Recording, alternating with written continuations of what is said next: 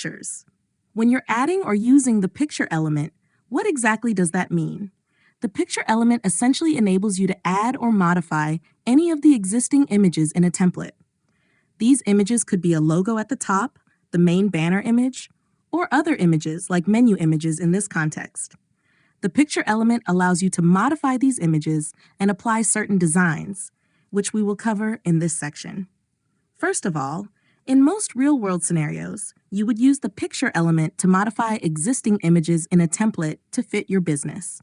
For example, if you're a business that isn't selling burgers but something else, you can change that image easily. Or if the logo you want to change is different from the default one, you can modify it as well.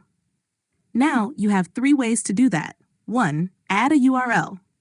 You can insert the link to an image hosted online, on platforms like Facebook, Instagram, or other sites that allow external linking. This will work if the site allows other sites to access the image via a URL.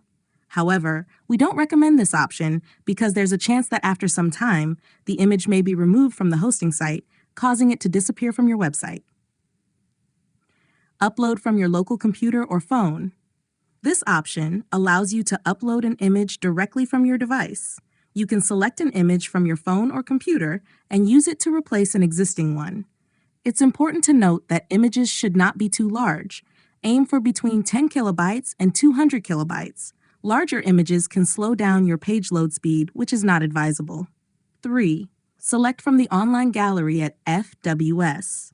If you're using a stock image for your business, like a computer repair tech, you can choose a relevant image from the gallery and replace it directly. This is handy if you're looking for interim images until you find better ones, or if the stock images fit your business perfectly. Once you've replaced the images, you can continue editing. For example, let's say you're changing the service section for a programmer.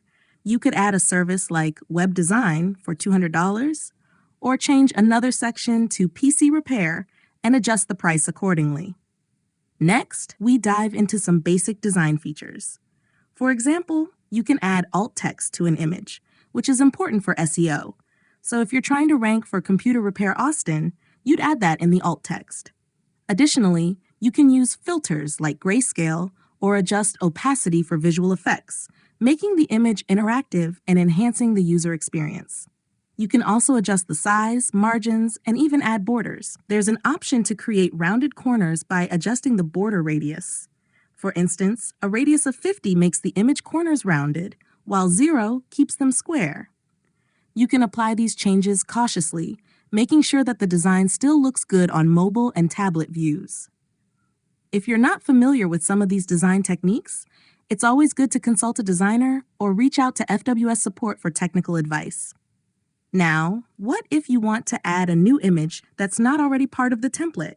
Instead of dragging and dropping, which can disrupt the design, it's better to use the Add Element function. You can select the picture element, which will place the image where you want it, following the template layout. Another approach is to use pre-designed layouts, like image galleries or portfolio grids, which allow you to add images and text in a structured way. This ensures that your design remains cohesive. If you're running a car dealership, for example, you could add images of cars and customize the grid to display relevant information about each vehicle. In summary, using the image element correctly can help you create a visually appealing and well-optimized website.